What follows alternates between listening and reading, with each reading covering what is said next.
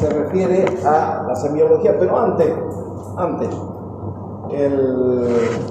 vamos a avanzar los 12 primeros temas. Terminado el tema número 12, damos el primer examen parcial. ¿Ya? Segunda capítulo. Por favor, no traigamos Coca-Cola, ni soda, ni sangre para comer en clase, que eso se ve feo. Entonces, si tenemos sed, nos aguantamos, tomamos a la salida. ¿La verdad? Y la clase es libre. El que quiere viene, el que no quiere no viene, problema de ustedes. Pero las clases prácticas, ahí sí que no pueden faltar. ¿Por qué les digo esto? Porque seguramente debe ser harto para perdido un poco.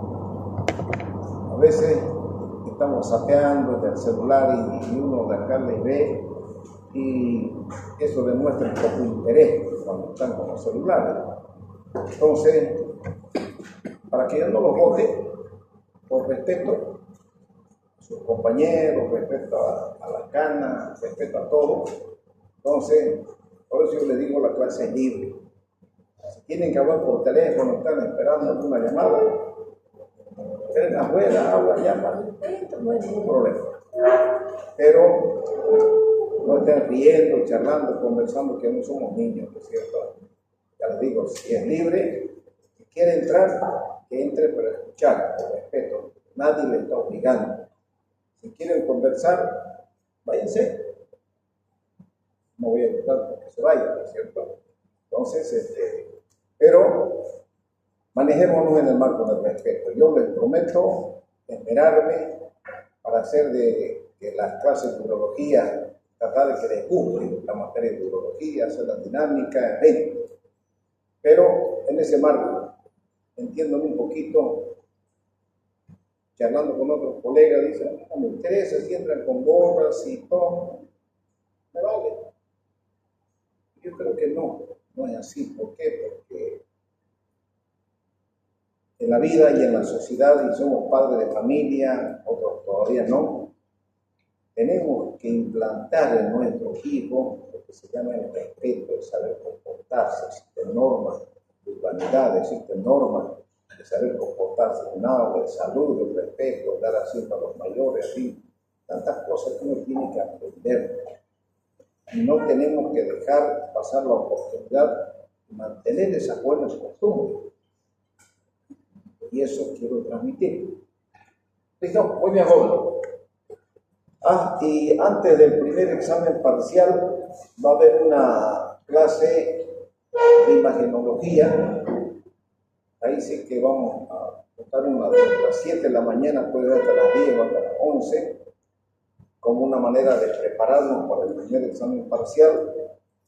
Vamos a revisar todo con imágenes. Tengo cualquier cantidad de piezas quirúrgicas, estudios, urografía, tomografía, en fin, tantas cosas para mostrarles, cosas que ustedes asienten bien su conocimiento al ver las imágenes.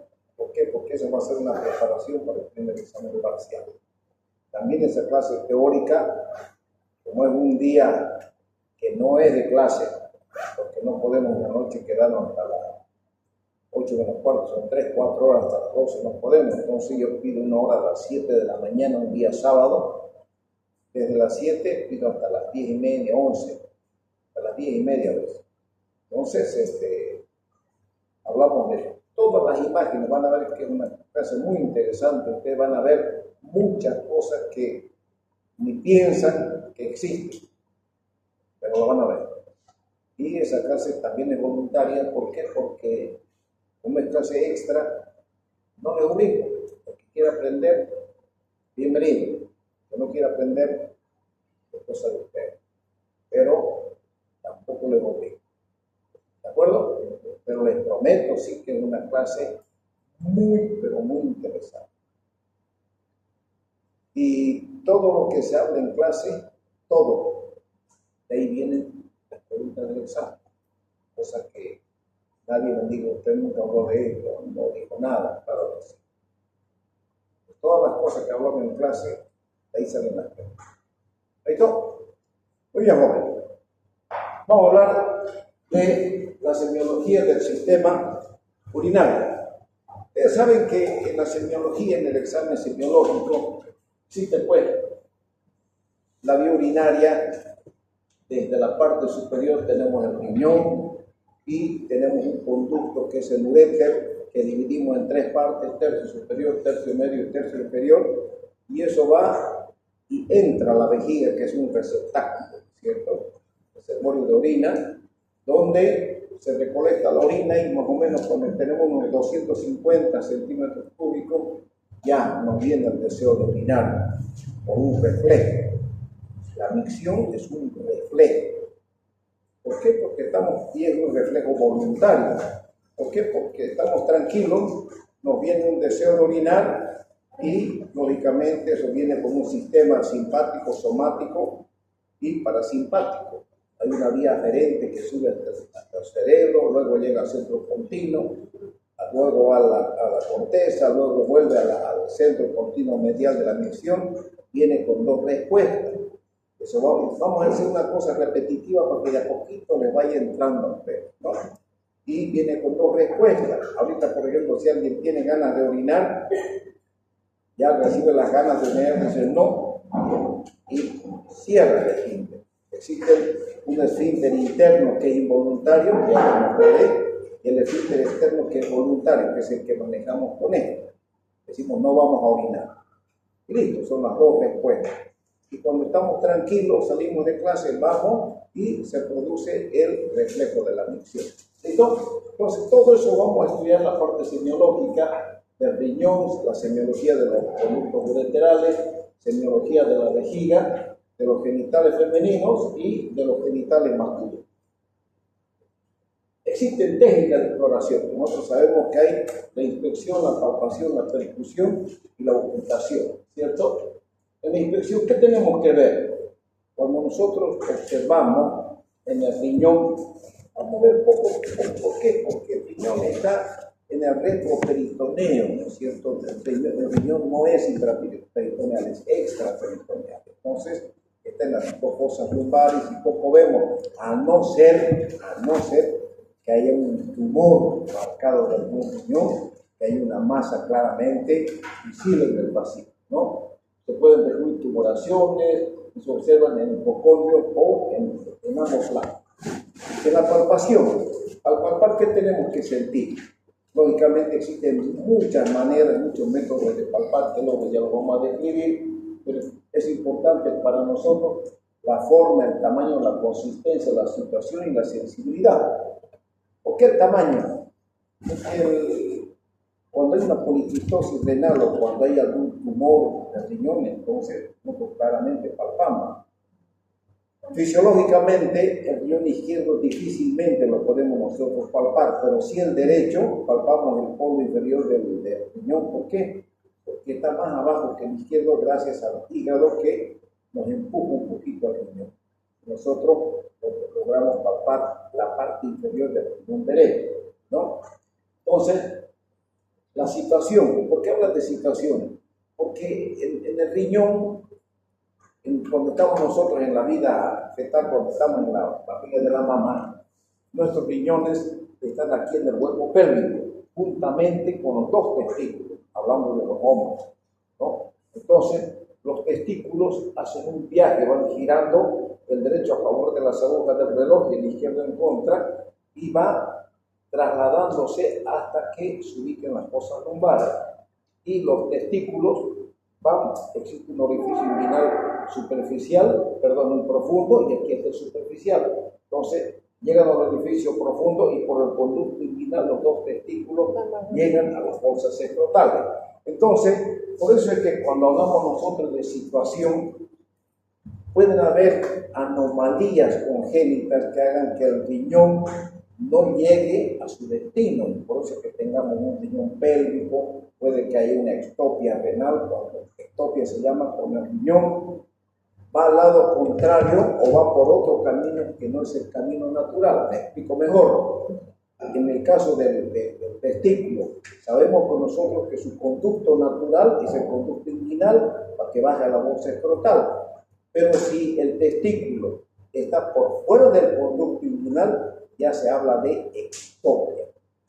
Y el riñón, sabemos nosotros que este riñón tiene que subir a ubicarse en la fosa lumbar, pero si este riñón se va hacia la parte media o al lado contrario, ya estamos hablando de una ectopia. ¿Por qué? Porque salió de su camino natural. Esto es una ectopia, ¿de acuerdo? Ya. Normalmente los riñones no se palpan, existen maniobras para demostrar si hay la ausencia del riñón y hay discreto crecimiento, es lo que hablábamos. Estas son las maniobras. Procedimiento manual de Guyon, el peloteo renal, el método de Goelet y los puntos dolorosos del ureteral.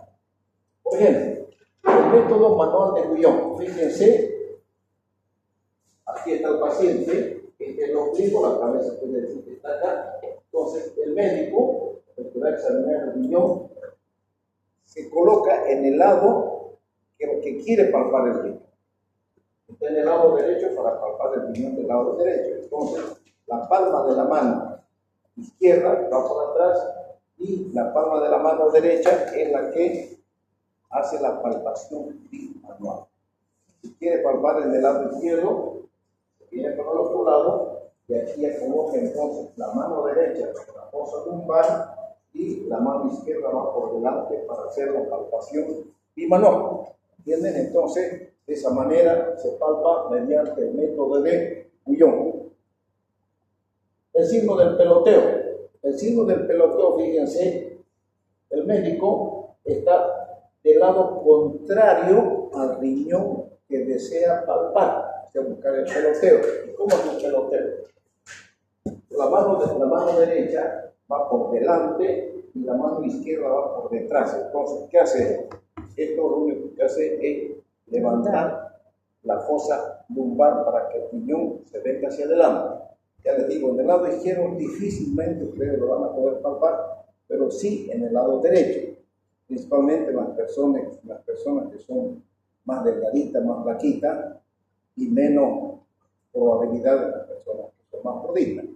En los hombres, difícilmente por la constitución física, la musculatura del hombre es mucho más dura, mucho más consistente que las mujeres, ¿no es cierto?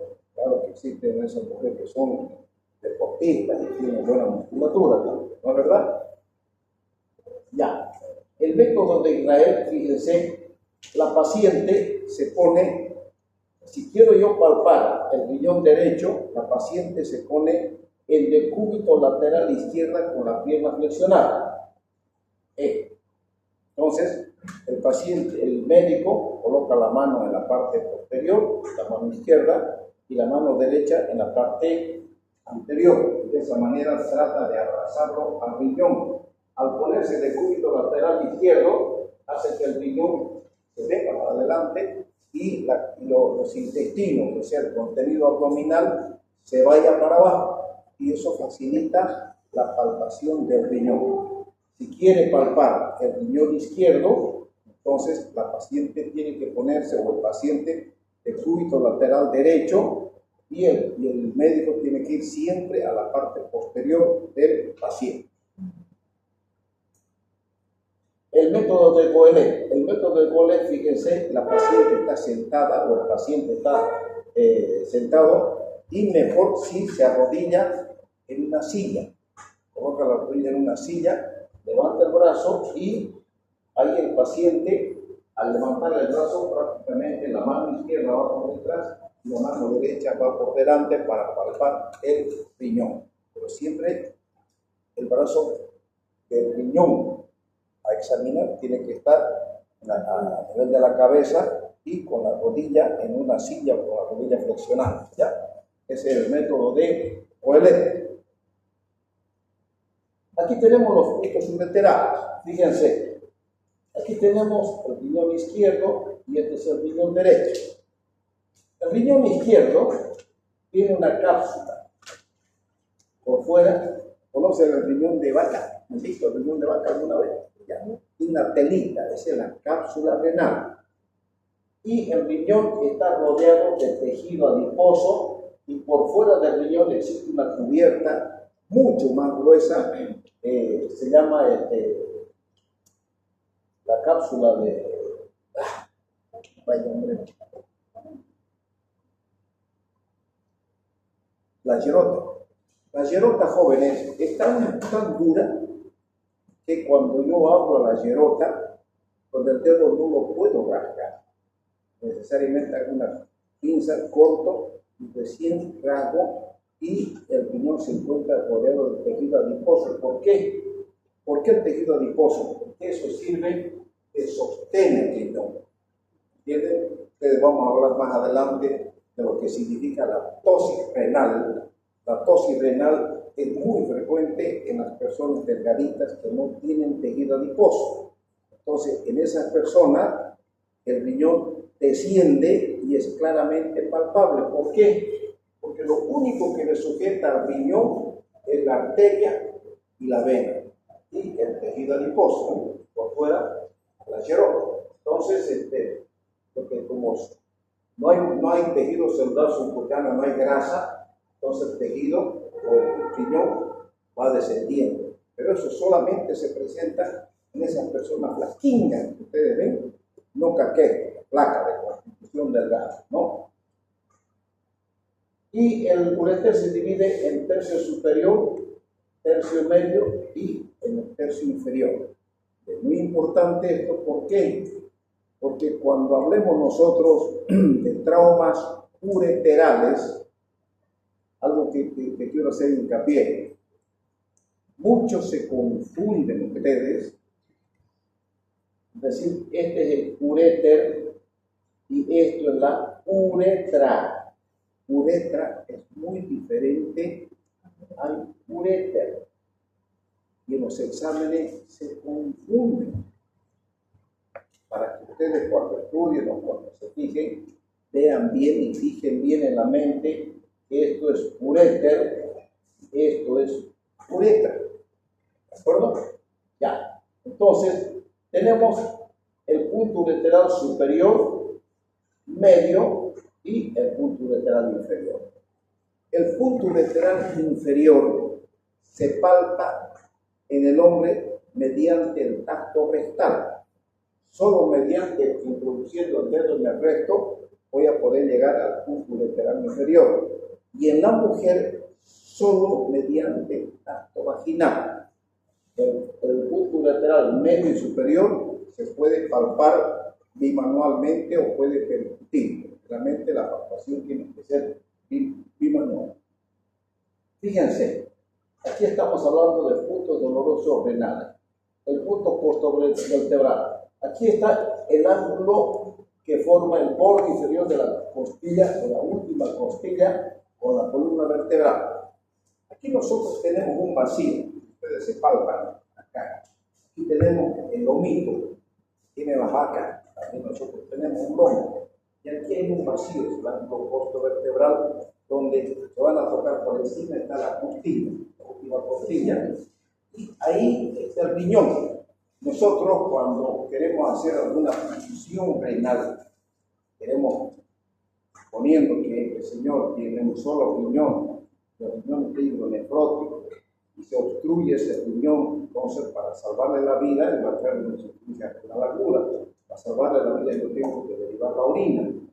Entonces me voy a quedar un costo vertebral, este Señor se pone de punto ventral con unas dos almohadas aquí en el vientre, en el abdomen, y palpo en este vacío, yo meto una aguja de Raki, introduzco y calculo más o menos unos 3 a 4 centímetros. Póngale 4 centímetros. Llego y observo. Si la aguja se mueve con la respiración, estoy en la aguja. Esa es la seña, la marca, el clásico que nosotros los urólogos valoramos al momento de funcionar el riñón. Entonces vamos buscándole, lógicamente, nos facilita mucho el ecógrafo, porque el ecógrafo logramos ver la aguja, llegamos a la pelvis, comienza a salir orina, dilatamos y nosotros prácticamente hacemos nuestro trabajo, pero por ahí se aborda directamente hacia el riñón. Ya, corresponde a la salida por el agujero de conjunción del duodécimo nervio intercostal, por acá, ¿ya? Pero lógicamente nosotros, eso nos sirve como una referencia anatómica. ¿Por qué? Porque cuando hablamos nosotros del dolor renal, cuando hay cólico renal, nosotros semiológicamente, si supongamos que tenemos un cálculo, y si el dolor nos viene en cinturón o hacia arriba, entonces para nosotros el cálculo está en la pelvis, allá arriba. Pero si el dolor va bajando, va descendiendo, entonces nosotros podemos calcular más o menos que el cálculo está en el tercio superior o en el tercio medio. Pero cuando el cálculo está en el tercio inferior, en la parte inferior, el dolor sí o sí se irradia hacia el testículo. Supongamos que está en el ureter izquierdo, entonces el dolor se irradia hacia el testículo izquierdo en el hombre y en la mujer se irradia hacia los labios mayores. Siente un dolor en el momento del cólico. El dolor cólico, o sea, el cólico renal, es tan, pero tan fuerte, jóvenes, que no hay machanga, no existe que soy fisicudo, que soy Tarzán, nada. Duele tanto, ¿por qué? Vamos a adelantar. ¿A qué se debe el cólico renal? Ya, fíjense, esta es la cápsula, ¿no es cierto? Entonces, el cólico renal, vamos a ir tocando y repitiendo para que ustedes vayan fijando. El cólico renal se presenta ¿por qué? Porque si se obstruye aquí el ureter con un cálculo, la orina no pasa. El riñón no para de producir orina, o sea, la diurese. Entonces el riñón va a seguir produciendo orina. Como no va a pasar la orina hacia abajo, esa orina comienza a presionar al parénquima renal. ¿Por qué? Primeramente, no tenemos nosotros dolor porque en el riñón y en la pelvis riñón la presión es cero, no existe presión. Cuando se crea una presión, quiere decir que se crea por un cuadro obstructivo, si queremos entender. No hay presión, pero si se tapa acá, la orina retorna y llega al riñón, esa orina retenida porque el riñón está produciendo orina, esa orina empuja el parénquima renal comprime la cápsula y la cápsula, por supuesto, está inervada, como está cerca de la columna, hay fibras simpáticas y parasimpáticas, entonces esa inervación que rodea al riñón, la cápsula comprime esas fibras nerviosas, lo cual ocasiona un dolor intenso acompañado de náuseas y vómitos. Y ustedes dirán, ¿por qué las náuseas y los vómitos si el riñón es retroperitoneal y nada tiene que ver con el estómago, ¿no es cierto? Porque el vómito sale del estómago. ¿Por qué? Porque todo nuestro sistema nervioso se origina de nuestra columna. De ahí salen los nervios, llegan al riñón, lo abrazan, lo inervan y unas fibras se hacen intraabdominales y unas fibras van a inervar también parte del estómago. Y como el dolor es un estímulo eléctrico, yo meto mi dedo aquí al cable y le agarro la mano aquí a esta señorita y nos agarramos todas las manos y todos nos vamos a electrocutar, ¿no es cierto? Así. Entonces, comprime la cápsula al nervio, causa un dolor intenso, entonces el dolor intenso de ese nervio también se debe irradiar hacia el estómago. ¿Por qué? Porque las fibras, ustedes saben, a medida que el nervio se aleja de la columna, se va adelgazando, ¿no es cierto? Entonces, entra a la cavidad abdominal, inerva al estómago y esa es la causa por la cual el paciente vomita o tiene náuseas en el momento del cólico. Cuando ustedes hagan sus prácticas clínicas, cuando lleguen a internado, cuando hay un cólico renal, siempre pregúntenle, Me dolió tanto aquí en el lado derecho. ¿Tuvo usted náusea? ¿Tuvo ganas de vomitar? Sí, doctor. Tuve ganas de vomitar. No hay dónde equivocar. ¿Listo? Pero ese es el porqué. Ese es el porqué. Si no fuera, siempre doy el consejo a todos los alumnos en cada año que lean fisiopatología.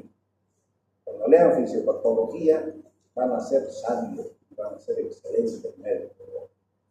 ¿Ya? Sigamos.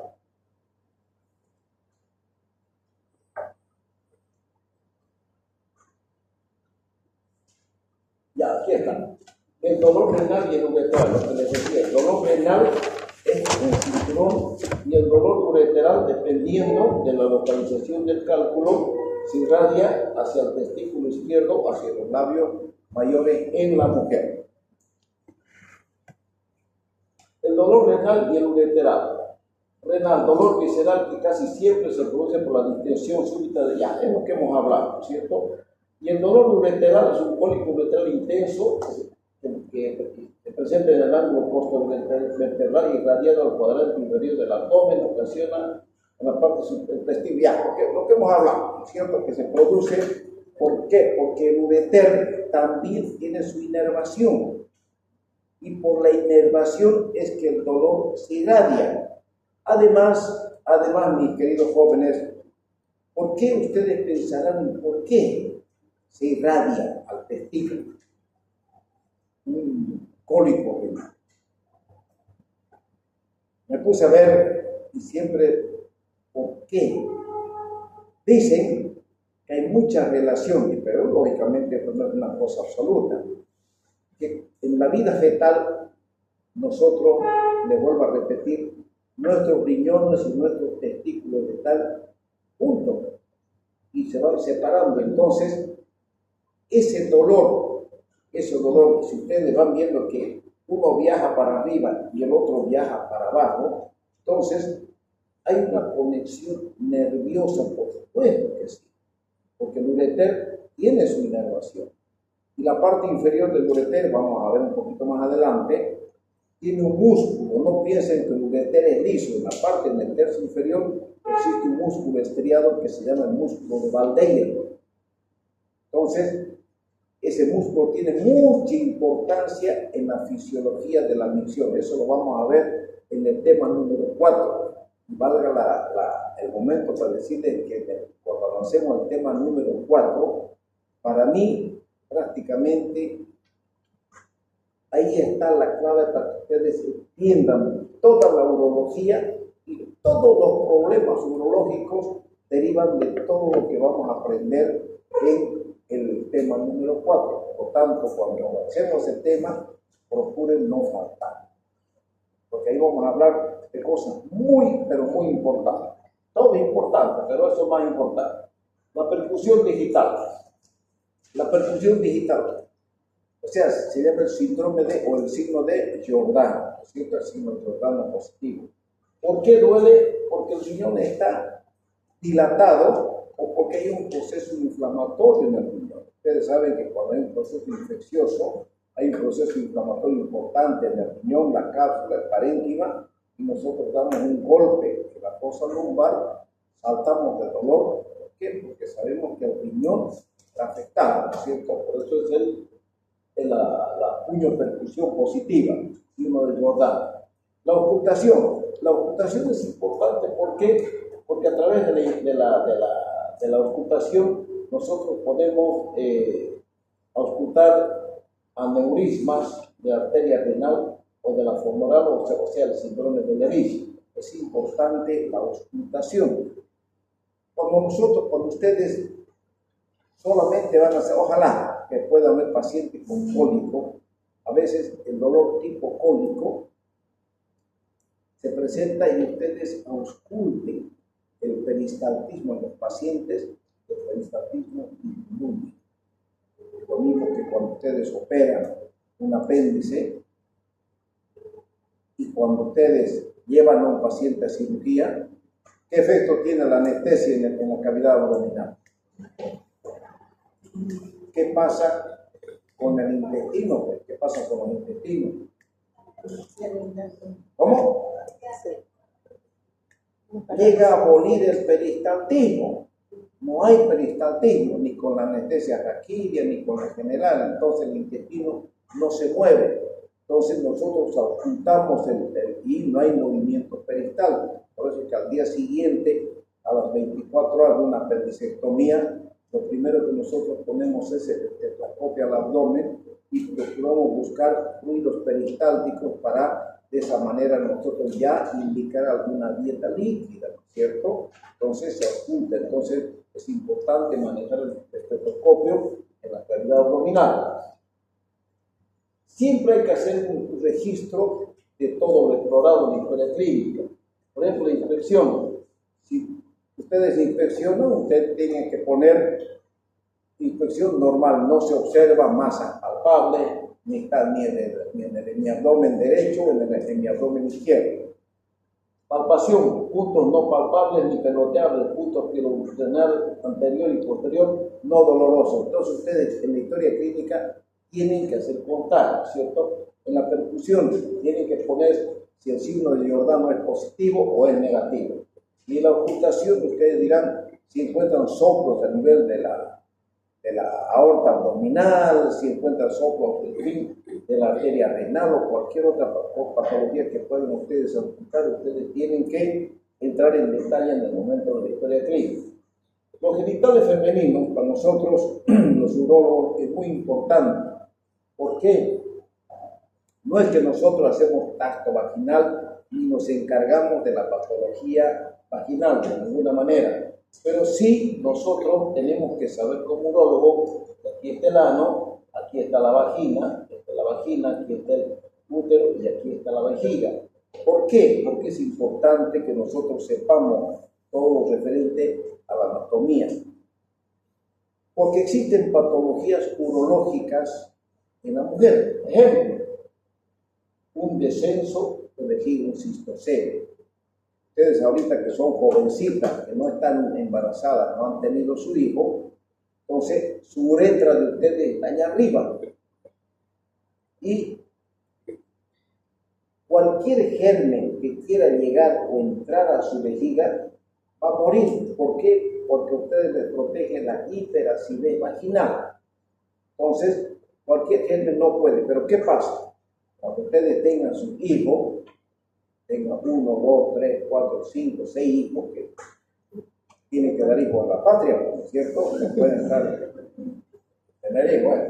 Entonces, fíjense, aquí está el útero y aquí tenemos nosotros una línea desde acá que sujeta, es una tela que se llama el piso pélvico. El piso pélvico, que en ustedes todo esto está en su lugar. Pero cuando se embarazan, como el útero es intraabdominal, tienen que aguantar al muchachote adentro, entonces eso comprime y lógicamente desciende el piso pélvico con cada embarazo y al descender el piso pélvico, la vejiga se exterioriza y el útero también desciende. Entonces de ahí viene una serie de patologías urinarias, principalmente en la mujer, como ser la incontinencia urinaria de esfuerzo. Ustedes preguntan a su mamá que tengo unos 40, 47 años, cuando toses, tornudas, ríe, mamá, ¿te orinas en la bombacha? Sí. Los culpables son ustedes. Entonces, es una incontinencia y nosotros, a lo largo de los años, cuando yo hacía la especialidad, teníamos dos tipos de cirugías que hacíamos cirugías abiertas. La técnica de Marcial Marchetti y la técnica de...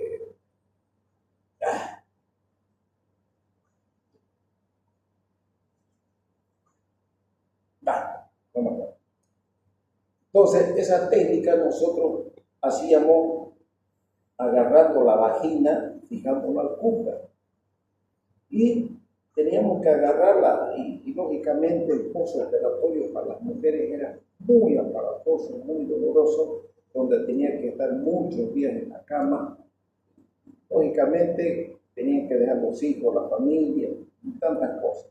Pero como toda la medicina va avanzando a paso agigantado, Entonces, la técnica de Marshall Marketing prácticamente nosotros ya no la hacemos más. Ya todo se ha reducido. Hoy nosotros colocamos la malla de Marles. ¿Por qué? Porque acá, en la parte a nivel del clítoris de la mujer, a la misma altura existen unos orificios por donde salen unos nervios. Entonces nosotros colocamos por ahí unas agujas con la malla de Marles y hacemos suspensiones de vejiga, cosa que la mujer esté internada un día y el otro día se va a su casa. ¿Entienden? Entonces, la Kelly Kennedy es una cirugía también que se practica en la mujer para hacer suspensiones de vejiga.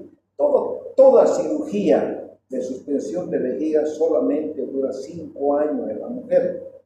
Entonces, para eso es que, como todas las cirugías no son definitivas, estas cirugías colocando la malla de Marles prácticamente nos da mucho más tiempo de dejar tranquila a una mujer con esa molestia pero tan molestosa, que significa, hay señoras que salen con su paño, porque sin querer se orinan, ríen, estornudan, tosen, se orinan en la montaña. Entonces, todas esas cirugías prácticamente más modernas dan lugar a que nosotros conozcamos perfectamente lo que tiene que ser la parte genital en la mujer. Por eso es que no es que nosotros trabajemos en la vagina ni en el útero, no, pero sí en la vejiga. Ahora, existen patologías urológicas como ser la fístula vesicovaginal o la fístula enterovesical, cuando hay comunicación del intestino con la vejiga o cuando hay comunicación de la vejiga con la vagina. Eso lógicamente vamos a hablar en otro tema, vamos a entrar en detalle en otro tema. ¿Cuáles son los síntomas frecuentes o preocupantes para el urólogo dentro de la historia clínica? Es muy importante para nosotros la menarca, cómo es la menstruación y, por supuesto, a qué edad define la menopausia, ¿cierto? ¿Por qué? Porque cuando nosotros hacemos suspensiones vesicales, si tenemos un histerocele, o sea, descenso de la matriz, nunca, jamás yo voy a hacer una suspensión de vejiga teniendo el útero caído. La cirugía va a ser todo un fracaso. Entonces, hay que hablar al ginecólogo para que en el momento, porque se hacen histerectomías vaginales. Entonces, quiero sacarme el útero para que yo tenga éxito en mi cirugía. Entonces, hacemos cirugías en conjunto. Él saca la matriz, le cierra todo como debe cerrar. Ahí recién yo aprovecho de suspender la vejiga colocando la malla de Marles. Entonces la cirugía ahí va a ser un éxito y ahí se aprovecha el ginecólogo de hacer reparación posterior en la mujer. ¿Por qué? Porque toda mujer que ha tenido varios hijos tiene rectocele y el rectocele no lo soluciona el urólogo, lo soluciona el ginecólogo. Por eso es que la rama que trata todos estos problemas en la mujer se llama uroginecología. Los embarazos son importantes para nosotros para ver cuántos embarazos tuvo y ver más o menos la posibilidad. Cuanto más embarazos tiene la mujer, hay más probabilidades que haya los celos, ¿cierto? También los síntomas vulvovaginales son importantes. ¿Por qué? Porque toda secreción vaginal en la mujer, sí o sí, se acompaña de infección urinaria. Sí o sí. Normalmente ustedes que son jovencitas pueden tener una infección urinaria por año. Pueden tener, sí. Pero si tienen más de 1 o 2 infecciones, 3 infecciones en el año, quiere decir que hay algún problema en ustedes que nosotros debemos indagar y nosotros debemos ver. El mayor problema en las mujeres es la leucorrea. Y la leucorrea, o sea, la secreción vaginal, se presenta primero, el mayor porcentaje es por relaciones sexuales, contaminaciones, o sea, enfermedades de transmisión sexual, una tricomonasis, por ejemplo, ¿cierto? Una gonorrea, también se presenta en la mujer, por supuesto. Entonces, esa leucorrea o una candidiasis en la mujer, toda secreción altera el pH de la vagina, lo alcaliniza y eso nos lleva a infecciones urinarias sí o sí. Entonces la mujer pierde su mecanismo de defensa, que es la hiperacidez en toda secreción vaginal. Ahora, también una causa muy importante en la mujer para que tenga infección urinaria son los estreñimientos. O sea, toda mujer que sea estreñida, que le cueste ir al baño, hoy día en la mañana, una jovencita, doctor, yo voy una vez a la semana, voy a defecar. Esta es la causa, no hay dónde equivocarse. Ese estreñimiento nos va a llevar a una infección urinaria sí o sí. Ahora, si yo he puesto infecciones urinarias en peladitas, es decir, de 9, 10 años, 11 años, no voy a pensar en relaciones sexuales, no voy a pensar en leucorrea, pero sí en hábitos que son totalmente negativos para la mujer. ¿Por qué? Inclusive en personas mayores, eso lo he visto. Cuando viene el doctor, ¿usted tiene pareja? No, pero tiene infección urinaria sin pareja. Entonces yo ya nomás pienso en un hábito negativo que tienen las mujeres. Lo normal es que cuando van al baño se limpien así, pero muchas mujeres se limpian así y traen todas esas bacterias, traen a la vulva, y por supuesto contaminan y llevan a infecciones urinarias. Otra causa son los baños. Algunas personas dicen, doctor, yo soy muy aseada y cada que orino me tengo que lavar, porque no puedo permanecer así sin lavar. ¿Y se jabona? Claro que sí, doctor. Esta es la causa. ¿Por qué? Porque el jaboncillo es alcalino, altera el pH de la vagina, viene secreción y la secreción nos lleva a infección urinaria. Entonces, todos esos detallitos uno los va conociendo ya a medida que pasan los años, cuanto más viejo, ya uno ha visto tantas cosas en la vida y se va directamente a preguntar. Yo le digo, dependiendo de las edades en que puede presentar esa infección urinaria a la paciente. Esto de las mujeres, del hombre es totalmente diferente, ¿no? Y, lógicamente, la actividad sexual también es muy importante. Hablar de si tiene una sola pareja o si tiene diferentes parejas, en fin, ya.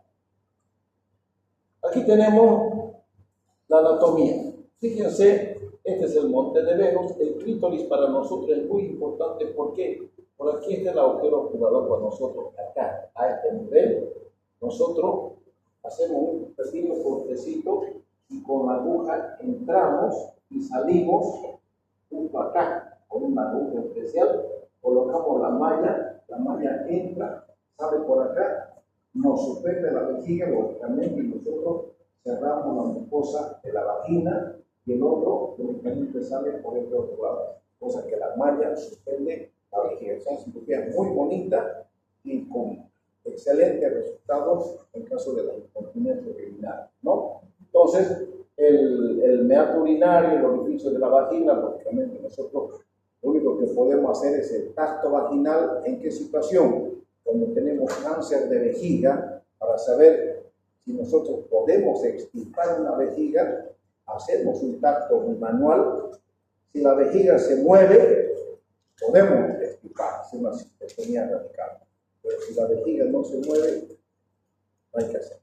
Ya les dije que también mediante el tacto vaginal nosotros palpamos el punto ureteral inferior en la mujer mediante el tacto rectal en el hombre, ¿no es cierto?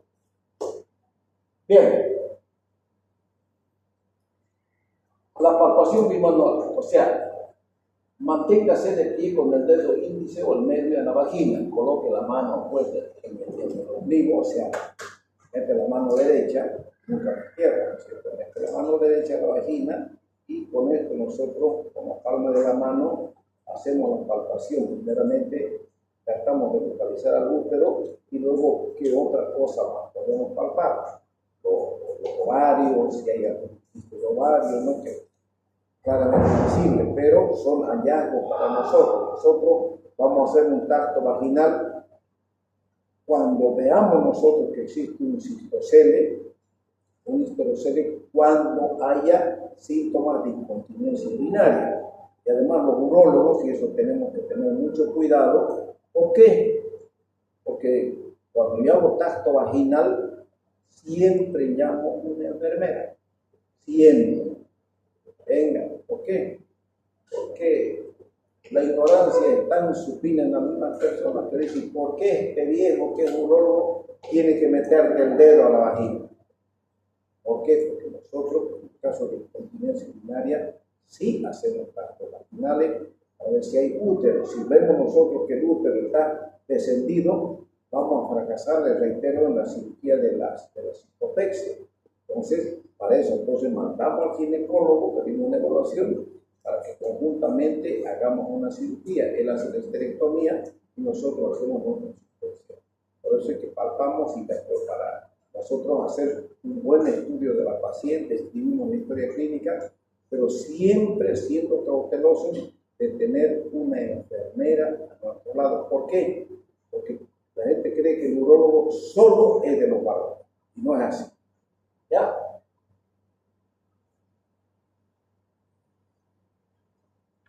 Los genitales masculinos. Es importante también para nosotros, como urólogos, sí o sí tenemos que conocer la anatomía masculina, ¿no es cierto? Fíjense, aquí está la vejiga. Este es el esfínter interno, que es liso. Esta es la uretra.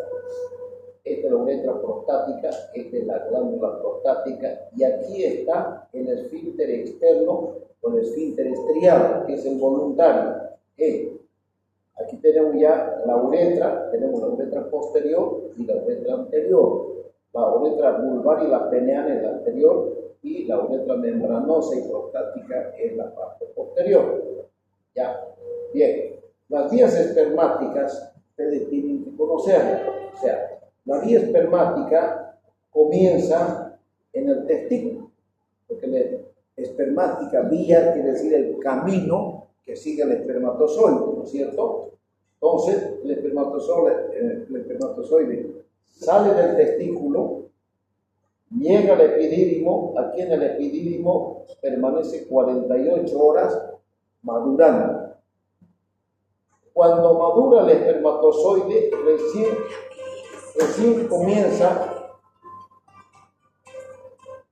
cuando llega el espermatozoide ya maduro, recién comienza para viajar por el conducto deferente hasta la vesícula seminal. Es esta la vesícula seminal.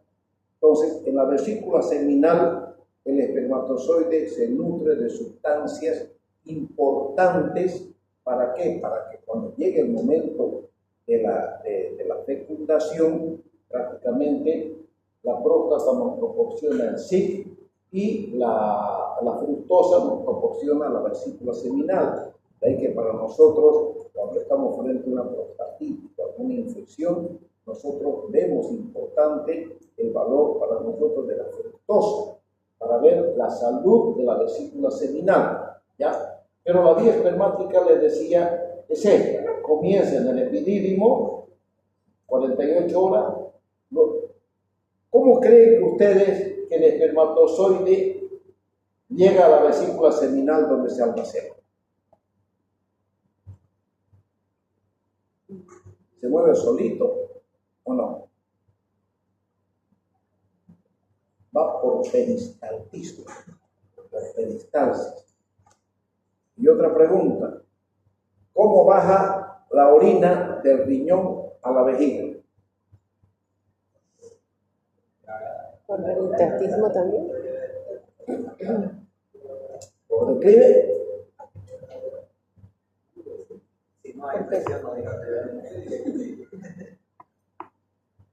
Por peristaltismo. O sea, yo le pongo patas arriba a este joven, a usted le pongo patas arriba, y si fuera por gravedad, no podría llegar la orina a su vejiga. Pero cuando es por peristalsis, es lo mismo que ocurre en el intestino, ¿no es cierto? ¿Cómo avanza la materia fecal en el intestino? Se cierra el intestino para que avance la materia fecal. Se cierra esta parte de aquí, esto se abre, para que desde adelante vaya viniendo la materia fecal hasta que todo llega hasta la parte, hasta el último, que es el ano, ¿no es cierto? Entonces, tanto el espermatozoide como la orina llevan su contenido por peristaltismo, o sea, los espermatozoides se trasladan a lo largo del conducto deferente por peristaltismo a la vesícula seminal, donde se almacena para que en el momento de la eyaculación los espermatozoides salgan de la vesícula seminal y por el conducto eyaculador, este es el conducto eyaculador que atraviesa la próstata, que se abre aquí en el veno montano, y ahí sale prácticamente juntamente con el líquido prostático, que ya se llama líquido seminal o esperma, como ustedes quieran llamarlo, para que salga por toda la uretra hacia afuera. Ese es el camino, la vía espermática. El espermatozoide sigue ese camino hasta la parte externa, ¿no es cierto? Hasta afuera. Eso ustedes tienen que saber, pero un poquito. El conducto inguinal. Habíamos dicho que el conducto inguinal para nosotros es importante. ¿Por qué? Porque los testículos que son intraabdominales en un momento llegan al orificio inguinal profundo que está aquí arriba, bajan por el conducto inguinal y esos testículos descienden a la bolsa escrotal. Ustedes saben por qué los testículos descienden a la bolsa escrotal. ¿Gracias a qué?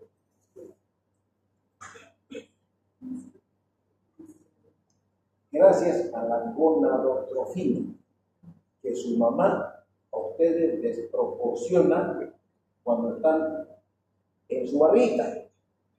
Entonces la mamá les proporciona la gonadotrofina y prácticamente eso hace que sus testículos bajen a la bolsa escrotal.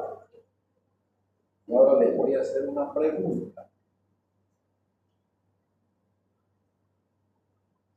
Si la mamá les estimula a ustedes cuando están en la barriga para que el testículo baje a la bolsa escrotal, ¿por qué un testículo baja a su lugar y el otro no?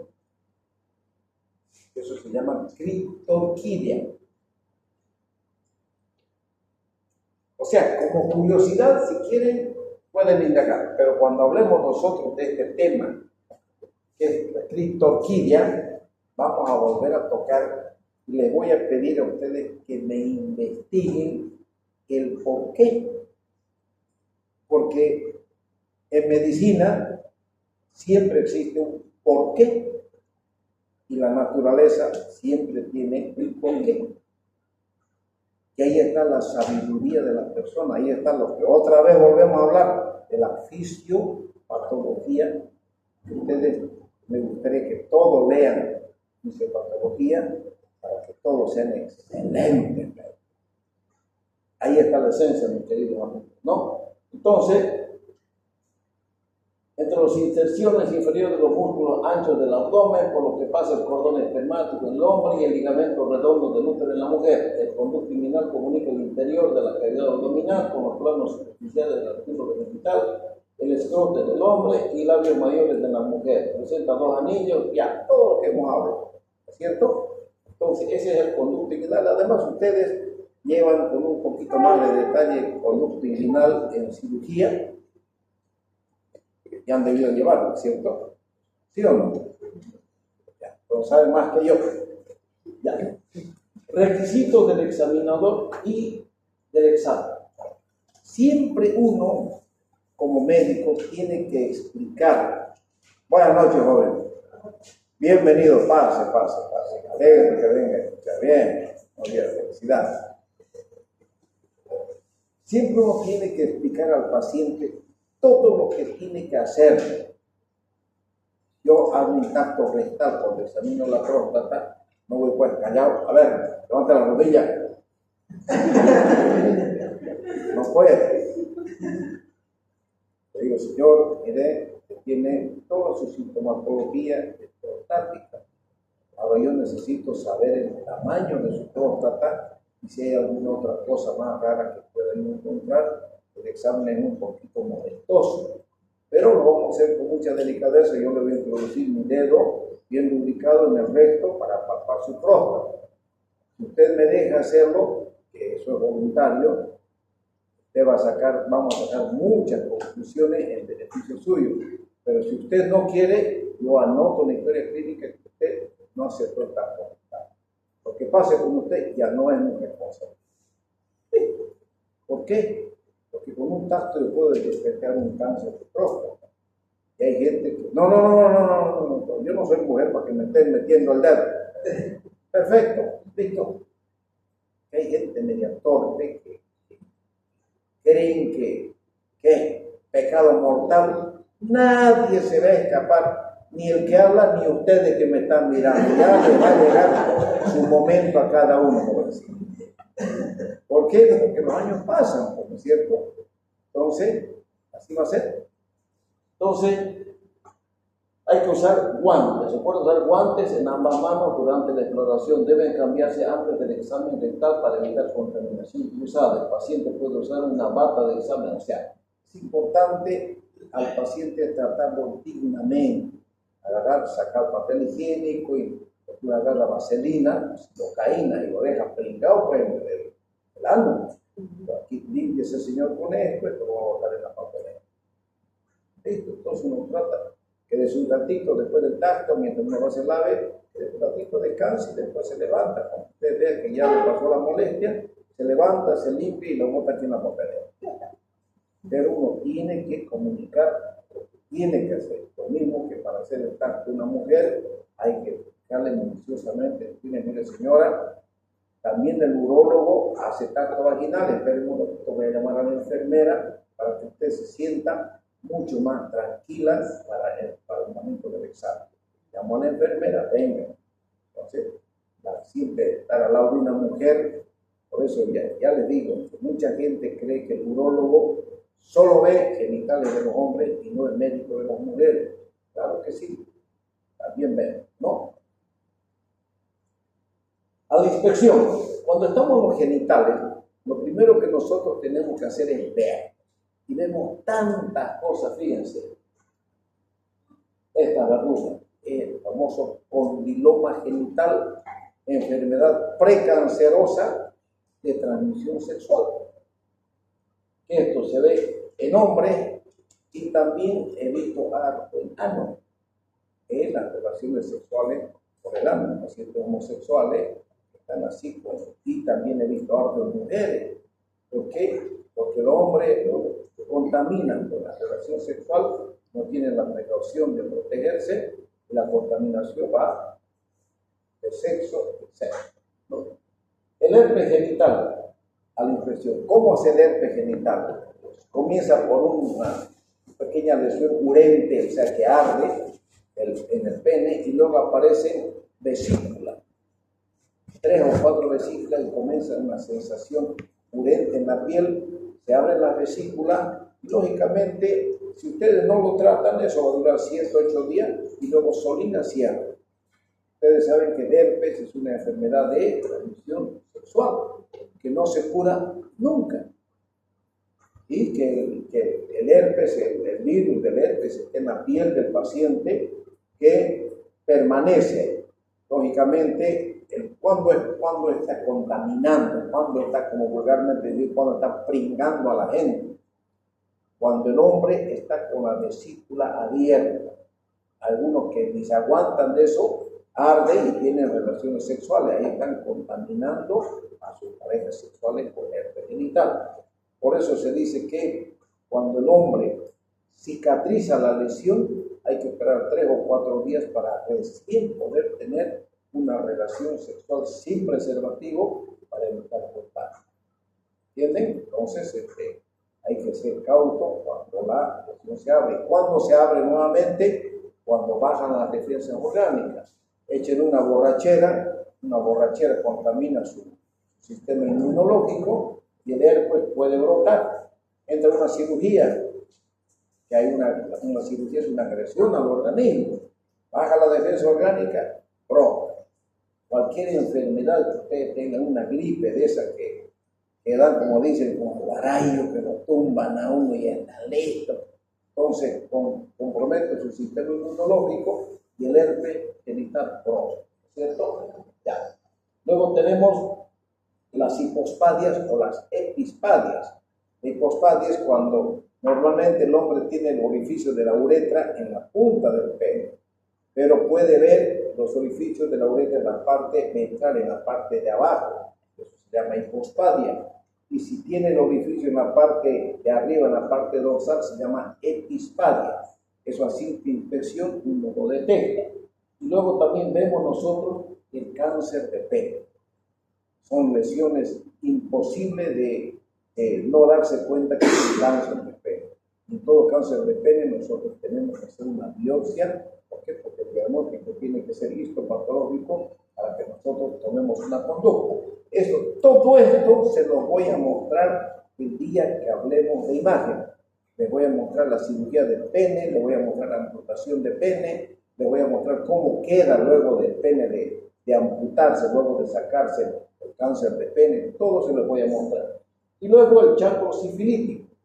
El chancro sifilítico también es una zona erosionada que se presenta en el glande del pene y es fácil de diagnosticar.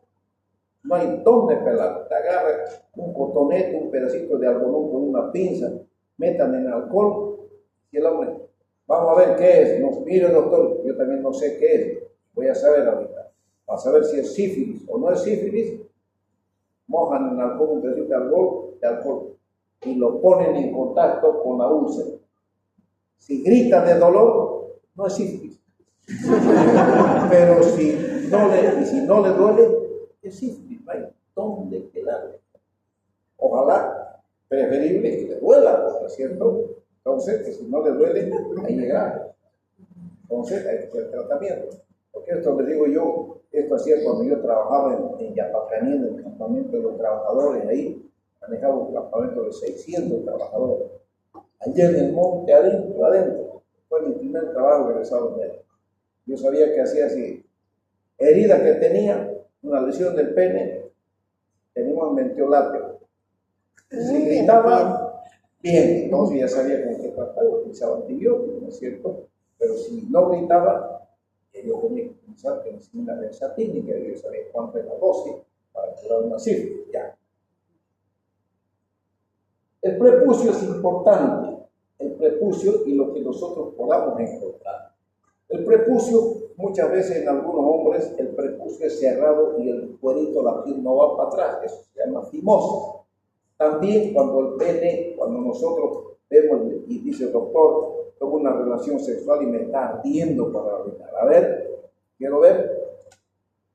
A ver, apretate el pene de abajo para arriba, se aprieta y brota esto.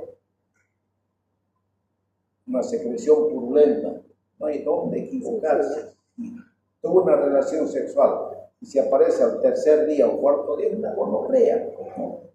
Pero lógicamente eso yo lo sé. Siempre hay que hacer un bacterioscópico de secreción uretral para que haya un diagnóstico laboratorial.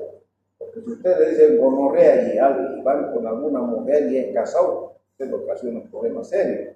Entonces, calladito, ustedes se quedan, hágase este laboratorio, que generalmente a veces van en pareja, ¿no? Luego, verificar la localización del meato urinario, comprimir glande con suavidad, aquí está, ¿no? A la palpación. Se tiene que palpar. Nosotros siempre hacemos el testículo, siempre hacemos una palpación bimanual. Aquí lo ponemos al testículo acá y con los dedos palpamos suavemente el testículo y lo palpamos al epidídimo, inclusive hasta el conducto deferente. ¿Por qué? Porque al agarrarlo delicadamente nosotros detectamos nódulo y todo nódulo intratesticular es sinónimo de cáncer de testículo. Por eso hay que hacer una palpación minuciosa del pene, ¿no? La enfermedad de Peyronie, también nosotros vemos la enfermedad de Peyronie, cuando el paciente dice, doctor, en el momento de la erección no tenía problema, el pene se duraba y la erección era recta.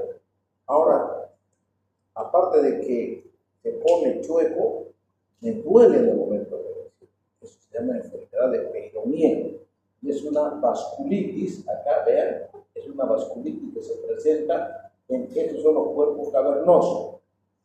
Esta es una cubierta del cuerpo cavernoso, se presenta una vasculitis y en el momento de la erección, lógicamente los cuerpos cavernosos se estiran al que el pene elongue. Y cuando hay una vasculitis, entonces este sector del pene no va a poder alargarse. Entonces lo tiene fijo, por eso que el pene se fuerza. Entonces vamos a hablar de esta patología también de la enfermedad de Peyronie, su tratamiento y la conducta quirúrgica. ¿No? Vamos a hablar de qué se tiene que hacer, pero en su momento. Ahora estamos hablando solamente de la inspección de los órganos genitales, ¿no? La palpación de la uretra esponjosa.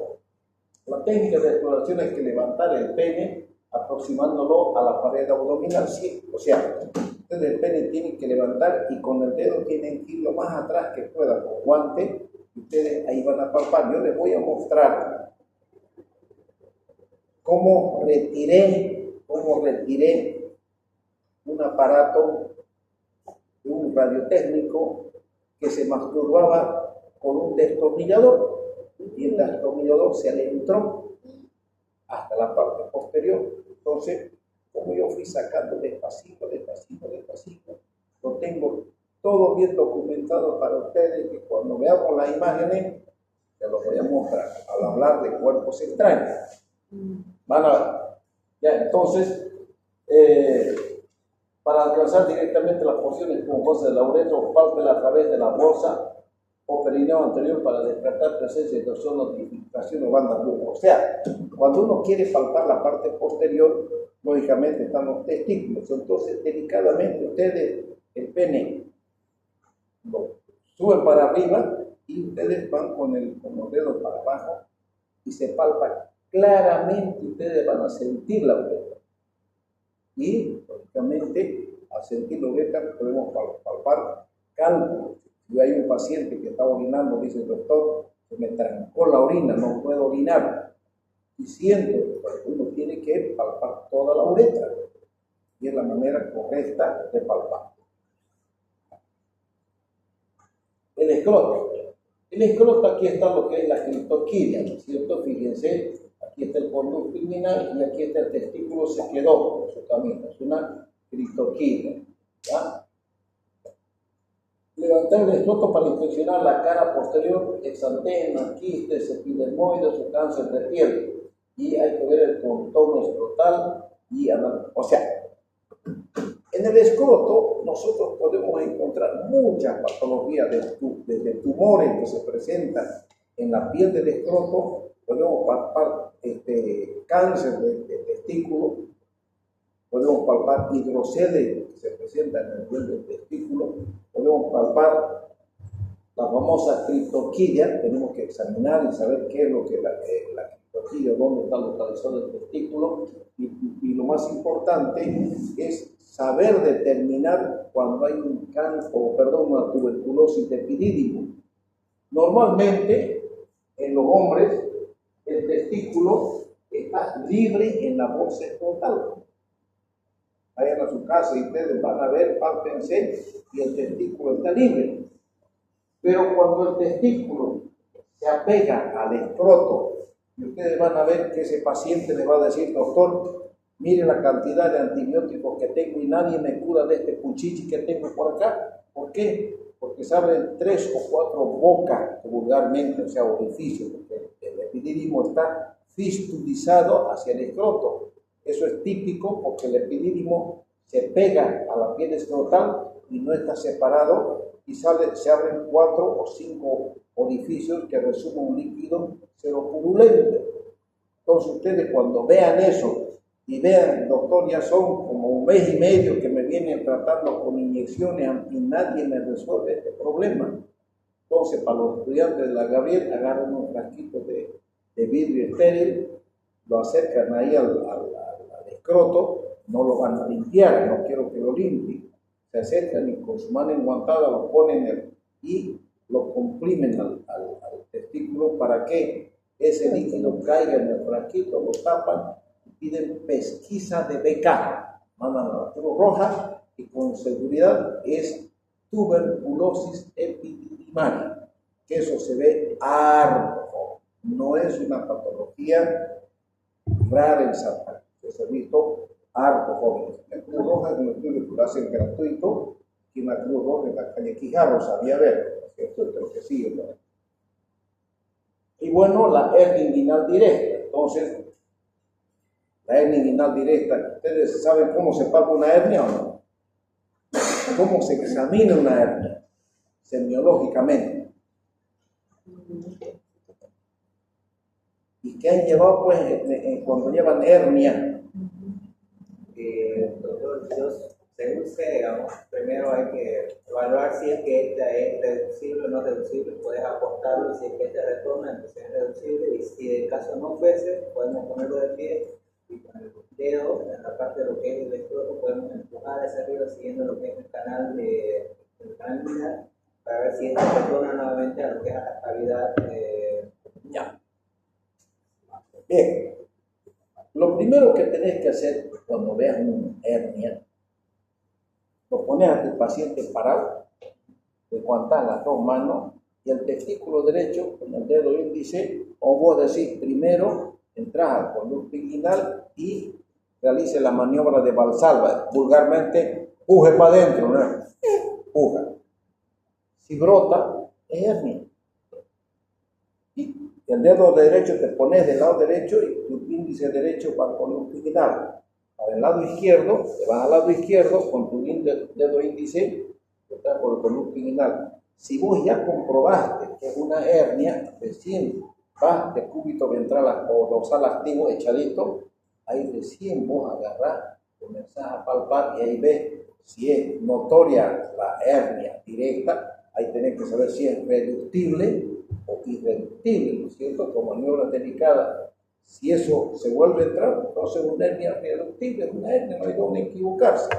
Pero un dato muy importante para que ustedes no le pelen en el diagnóstico a los varones, ustedes si tienen niños, si hay un hermanito chico, ustedes, los varones, pálpense aquí, es delgadito donde está el cordón, el deferente, se palpa claramente, y está la arteria y la vena, es delgadito. Cuando hay hernia, se engruesa, no hay dónde equivocarse. Si ustedes palpan un cordón grueso, hernia, no hay más.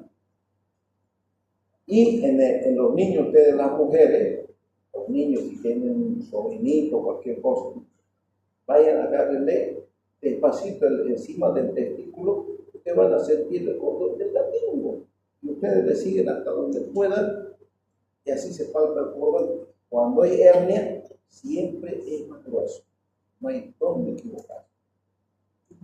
Ya, así se examina una hernia inguinal. Los hidroceles, fíjense, este es un edema escrotal y este es un hidrocele. Aquí está el escroto, el epidídimo y la túnica albuginea. Este es el prepucio, y cuando tenemos nosotros un hidrocele en el niño o en la persona adulta, la manera correcta de diagnosticar un hidrocele es una linterna, o si no, este aparato tiene luz y ustedes vienen por debajo, colocan en el escroto y como es líquido, pasan los rayos de luz. Entonces se llama prueba de transiluminación positiva. Pero si es hernia, va a ser prueba de transiluminación negativa. ¿Por qué? Porque no van a poder pasar los rayos, ¿no es cierto, Mike? Eso se llama para el diagnóstico diferencial de un hidrocele. En la palpa hay que identificar los órganos, o sea, cuando palpamos nosotros la bolsa escrotal, tenemos que palpar el testículo, el epidídimo y el cordón espermático, siempre, muy notorio, ¿no? Los testículos, ya les dije, se palpa colocando el testículo aquí, entre el dedo índice del medio utiliza las dos manos, y con los 2 pulgares ustedes lo agarran al testículo y lo palpan despacito, ven el epidídimo, ven el deferente y ven el testículo mismo, ¿no es cierto? Aquí palpe cada testículo entre el pulgar y los 2 primeros dedos, es lo que le estoy diciendo, ¿la verdad? De esa manera se logra palpar ambos testículos. Hay que registrar el tamaño del testículo, la forma, la consistencia y la sensibilidad. Si duele, cuando una epididimitis, por ejemplo, esa patología es muy dolorosa y el paciente, ustedes le van a tocar y el paciente va a gritar de dolor. Ese paciente hay que internarlo, hay que hacer un tratamiento antibiótico de entrada agresivo para que el cuadro ceda. Identificar presencia de nódulos dolorosos o puede ser nódulo indolor. El cáncer de testículo nunca duele. Si duele, es a Dios gracias que duela, pero si no duele, hay que preocuparse.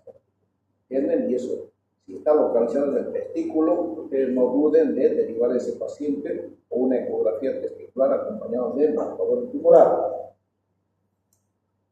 Palpe cada cordón espermático. El cordón espermático, ustedes cuando estén en su casa bañándose esta noche, agarren, se palpan y es un cordón duro y es liso y ustedes lo pueden seguir hasta el orificio inguinal superficial. En la tuberculosis urinaria, donde cuando se compromete el epidídimo, el deferente se presenta de un aspecto arrosariado. Conocen el rosario, ¿no es cierto? Los que han ido a la misa alguna vez, los que son cristianos, saben lo que es el rosario. Es así que se palpa con un deferente como si fuera un rosario, ¿no? Buscar presencia de nódulo, ya. El epidídimo, ya que la técnica de que así palpar el epidídimo con la mano izquierda, el epidídimo, joven, ustedes tienen que palpar el cuerpo, la cabeza y la cola del epidídimo. Y luego se separa y viene ya el conducto deferente. Pero ustedes tienen que palpar y se palpa claramente tanto el testículo como el epidídimo. Ustedes pálpense y van a ver que no se van a equivocar. Las lesiones más importantes a la palpación. Hay una presencia, es notorio y es muy frecuente ver quistes de epidídimo. Todo quiste de epidídimo, todo hidrocele siempre es secundario a un trauma o proceso inflamatorio. Si este joven le da una epididimitis, como consecuencia va a presentar hidrocelia. Si un pelotazo le dan a este caballero, estaba con un pelotazo en los testículos, va a terminar pues, con quiste de epidídimo o un hidrocelia también. Siempre viene el quiste o el hidrocelia, siempre son secundarios a una agresión que puede subir los genitales. El epidídimo ya. Aquí está lo que decía la tuberculosis. El epidídimo está indurado de forma irregular y áspero, los conductos deferentes se engruesan. La epididimitis aguda es muy diferente a la tuberculosis.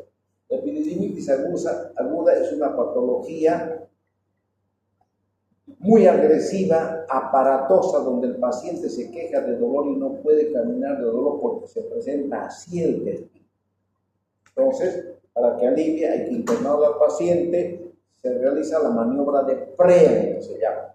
Se suspende el testículo y ustedes suspendiendo el testículo en la epididimitis, al suspender el dolor se alivia porque está así el testículo de grande.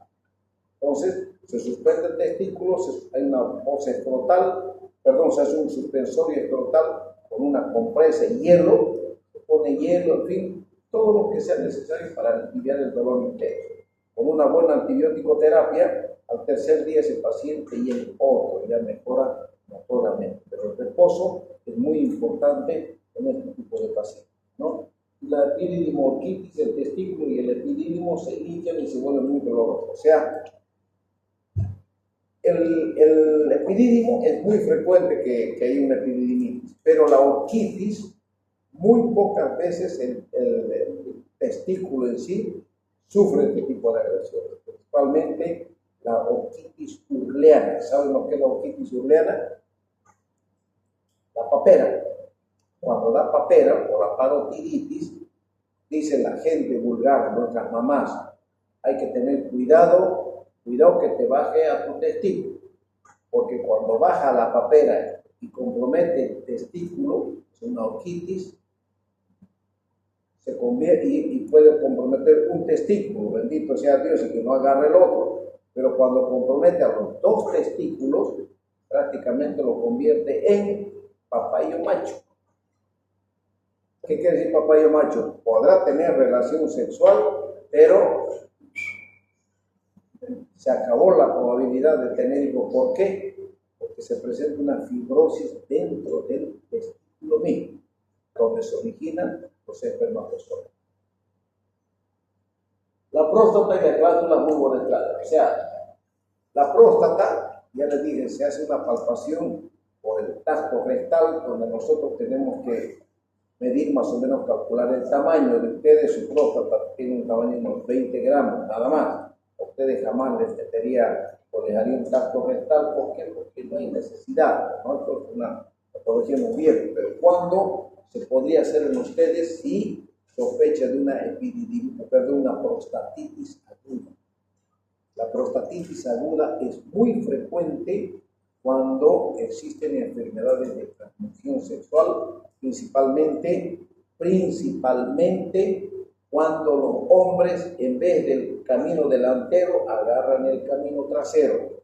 Yo no les voy a decir a ustedes, cuidado porque por atrás, eso es pecado, maldito, te va a ir al infierno.